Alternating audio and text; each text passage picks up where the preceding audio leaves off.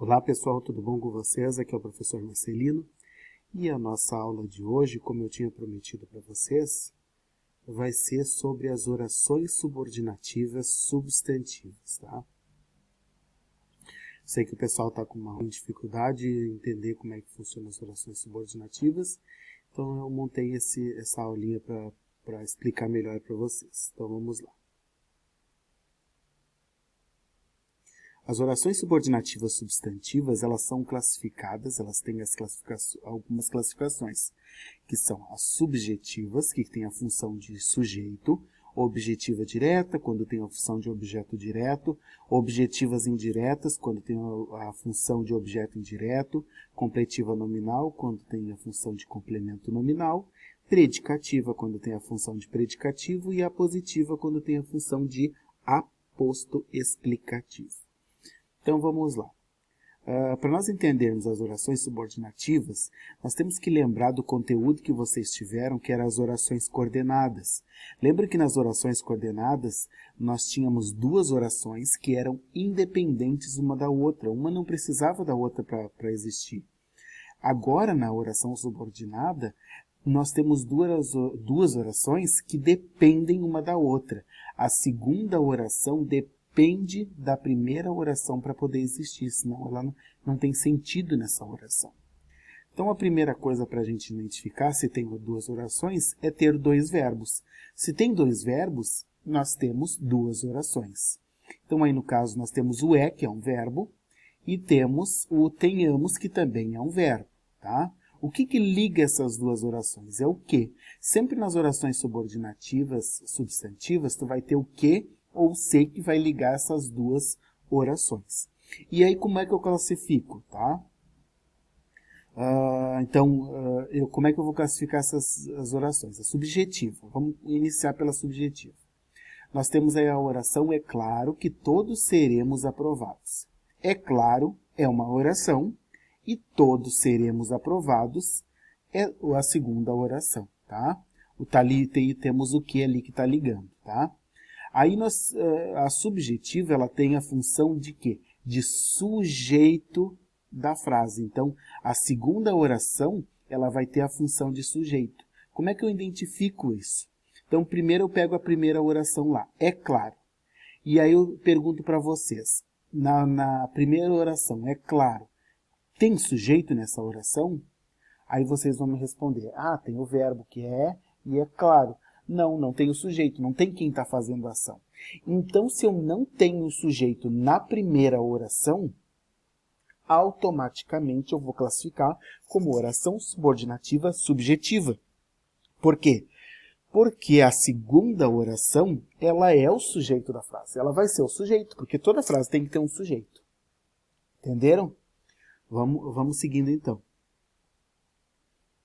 O segundo exemplo aí é a objetiva direta, ou seja, tem a função de objeto direto. Vamos pegar a primeira oração. Nós sabemos. Segunda oração, que teremos que estudar muito.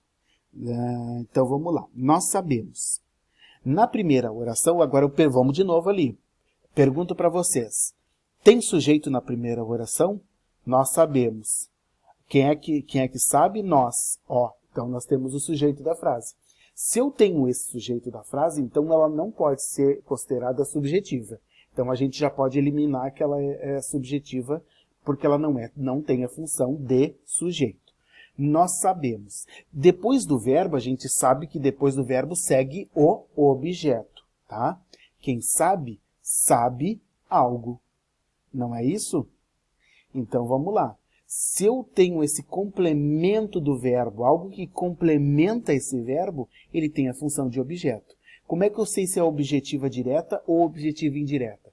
Quando tem preposição, é objetiva indireta. Quando não tem preposição, é objetiva direta. Então, quem sabe, sabe algo. Então, não tem preposição nesse caso, então ela é objetiva direta. O nós ali vai exercer a função de sujeito, e o que complementa o verbo depois, a segunda oração, ela vai complementar o verbo. Então, por isso que ela tem a função de objeto, ok? Vamos para a próxima aí. Objetiva indireta. Nós sabemos que teremos que estudar muito. Nós sabemos é a primeira oração, Primeira coisa, a gente identifica de novo. Tem sujeito nessa primeira oração? Tem. Então, não pode ser objetiva subjetiva, tá? Não pode ser oração subordinativa subjetiva. De novo, esse que teremos que estudar muito está complementando o verbo. Se está complementando o verbo, tem a função de objeto direto ou indireto. Vamos saber aí se é direto ou indireto. Quem sabe, se nós sabemos de alguma coisa, não é isso? Então, esse de é uma preposição. Então, eu preciso, quem sabe, sabe de alguma coisa. Então, esse de tem a função, é uma preposição, e aí a segunda oração, ela tem a função de objeto indireto da primeira oração. Completiva nominal. O que é um complemento nominal? Tá? Vamos retomar o que a gente já estudou anteriormente. Vamos de novo. Eu tenho certeza de que todos irão estudar. Qual é a primeira oração? Eu tenho certeza. De que todos irão estudar é a segunda oração. Ok? Então, vamos lá. Primeiramente, na primeira oração, eu vou identificar o quê? Eu tenho um sujeito na primeira oração? Eu. Eu é o sujeito da primeira oração. Depois eu tenho o verbo, tenho certeza de que todos irão estudar. Aí tu pensa o seguinte, esse de que todos irão estudar está complementando o verbo, ou o que está complementando o verbo ali? Não é a certeza que está complementando o verbo? Então ele não está complementando o verbo. A segunda oração, de que todos irão estudar, não está complementando o verbo. Ele está complementando a certeza, ou seja, ele está complementando esse objeto. Aí, no caso, a certeza já é o objeto. Então, por isso que eu não posso dizer que ela é uma oração subordinativa objetiva direta. Porque a segunda oração ela não é o objeto, tá? Ela está complementando o objeto. Se ela está complementando esse objeto, essa segunda oração, então ela se chama completiva nominal, porque ela está complementando esse nome. Tá, pessoal? Então, lembre-se que o complemento nominal complementa o substantivo e tem preposição. Nesse caso, a segunda oração tem a função de completar o substantivo certeza e que exerce a função de complemento nominal. Ok? Vamos para a próxima, então. Predicativo. O que é um predicativo? Sempre que nós tivermos um verbo de ligação, o que é um verbo de ligação? É aquele verbo que não tem muito sentido. Por exemplo, ele comprou um carro. Quando eu falo comprar, o verbo comprar tem um sentido. Tu sabe que a pessoa vai lá, dá o dinheiro, recebe. Então, tu tem esse sentido de comprar. Agora, o verbo de ligação, não. Por exemplo, dizer assim, Ana é bonita. Eu estou apenas ligando Ana a uma característica dela, que é ser bonita, tá? Agora vamos ver aí na frase. A certeza é que todos irão.